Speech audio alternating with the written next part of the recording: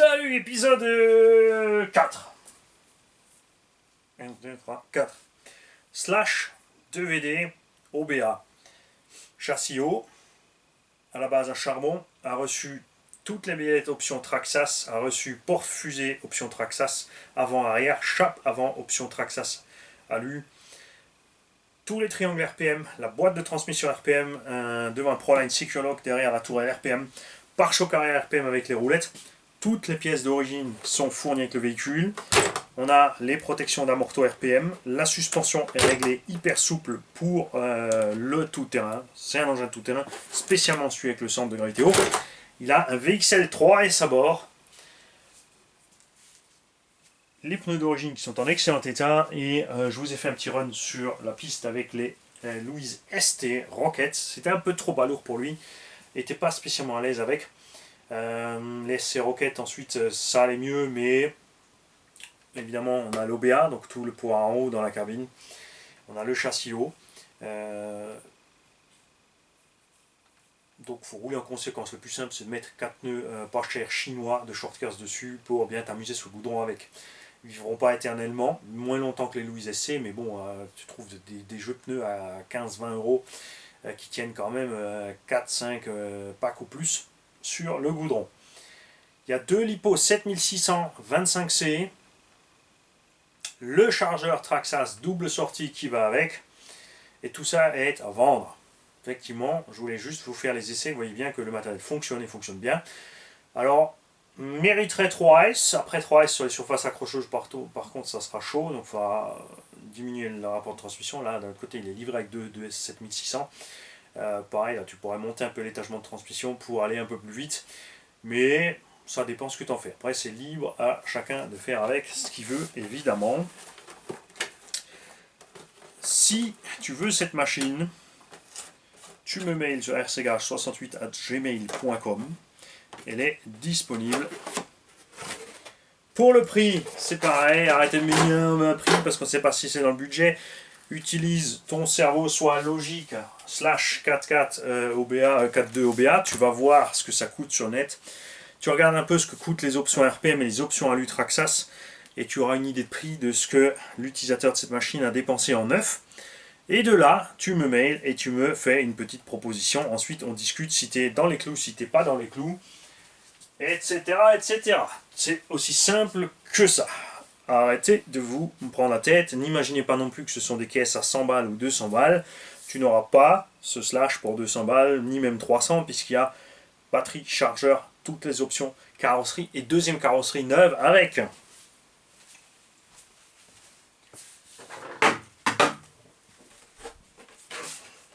Voilà.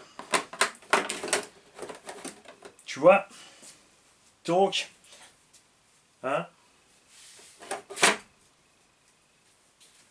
tu vois vite où t'en es niveau budget dépensé au départ par l'utilisateur.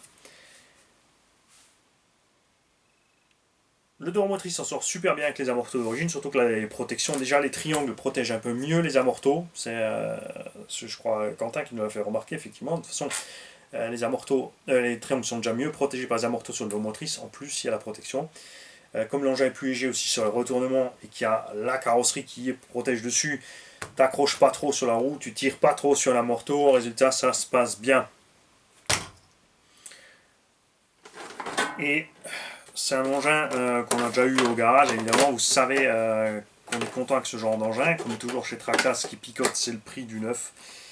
Un peu, ouais, c'est un peu fou quand même parce que le prix du neuf d'un 2 roues motrices à charbon, tu as un brushless 4x4 chez Arma. Par contre, il a prouvé que même si c'est un engin de base full plastique, les qualités dynamiques pour un 2 roues motrices sont excellentes. Surtout si tu mets le châssis LCG, si tu n'as pas l'OBA dedans, il est équivalent à, je ne vais pas dire un engin de compète point de vue comportement, hein, c'est vraiment l'extrême ce qu'ils font, mais ça se comporte vraiment super bien. Et là, tu vois, tu as l'OBA dedans, tu as le châssis haut. Pourtant, là c'est pareil, il s'en sort déjà très très bien. Malgré tout ça, ça le rend aussi un peu plus réaliste à rouler parce que dans un vrai véhicule, justement, tu balances, tu quittes la route. S'il y a du roulis, il faut lutter contre. Il faut piloter un minimum de la motrice, tu ne peux pas rester sur les gaz comme une enclume. toutes les pièces d'origine sont fournies avec un sachet plein pour les pièces d'origine. Donc même si tu casses une des pièces présentes sur le véhicule, tu as de quoi te dépanner immédiatement. Sauf le triangle arrière droit, parce que l'utilisateur avait une casse sur le triangle arrière droit, c'est pour ça aussi qu'il a changé la boîte de transmission, il avait arraché en bas, puisque la boîte de transmission tient tout de suite le triangle sur la boîte d'origine, il avait arraché ça, donc il a racheté une boîte d'origine, il a racheté tout le kit de triangle RPM et les biellettes, option Traxxas, à ce moment-là. Et il y a en plus un boîtier de transmission Traxxas d'origine avec. Il y a une ou deux couronnes de remplacement aussi pour la transmission. Ça c'est aussi un peu dommage, sur beaucoup de motrices on trouve encore le module 48. Arrêtez, mettez-nous partout du 0,8 et franchement mettez du 1, même dans les 1 dixième, qu'on soit tranquille. Les puissances qu'on a avec les moteurs brushless, on n'a plus besoin d'avoir une couronne de 60 et un pignon de 20 ou 30. Tu fais du 30 sur 10, de toute façon ça revient même, ça te divise en 3. Donc 60-20 c'est équivalent à 30-10. La différence c'est qu'avec la taille des dents, si tu mets un moteur faible là-dedans, évidemment, sur du 30-10, il aura quand même plus de mal à démarrer qu'avec du 60-20. Même si c'est le même rapport. La montée en régime avec les dents plus grandes est différente que avec les plus petites dents. Mais avec les puissances qu'on a en brushless actuellement, on n'a plus besoin de tous ces mini modèles et puis toujours ce sifflement, et ces petites dents qui sont très sensibles au sable, à la poussière, etc. Là, j'ai roulé un sable à poussière, vous avez vu, ça s'est très bien passé parce que le carter est quand même relativement bien fermé. Il y a du sable qui rentre, hein, mais pas non plus des morceaux juste au passage.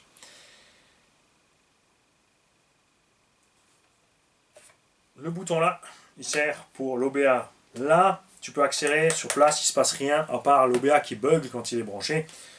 Là, tu roules et l'OBA bug.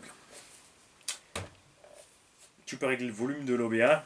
Et si vous posez la question, oui, tu peux installer cet OBA sur n'importe quel autre engin. Il faut juste mettre un cordon Y sur la voie des gaz pour passer sur le système OBA. Enfin, même pas, non, tu chantes. Le système OBA se chante à la voie des gaz si tu as une radio avec une voie annexe. Je t'explique. Tu mets n'importe quelle radio qui a une troisième voie, tu branches l'OBA sur la voie 2 des gaz et tu branches le variateur dans l'OBA. Ça fait le pont entre les deux que tu peux piloter par la voie auxiliaire. Si tu n'as pas ça, eh ben, tu mets un Y et ton OBA il fonctionnera tout le temps. En fait, tu ne pourras pas couper, comme ici, couper les gaz et couper le moteur mécanique. Donc le fait que le véhicule n'avance pas et donner du gaz sur place. Ça fonctionnera d'office en synchro, tout simplement. Très important, si vous utilisez le système OBA, il faut que le haut-parleur soit contre la carreau. C'est la carreau qui fait la caisse de résonance avec le truc qui le rend tellement réaliste, tout simplement. Salut à tous.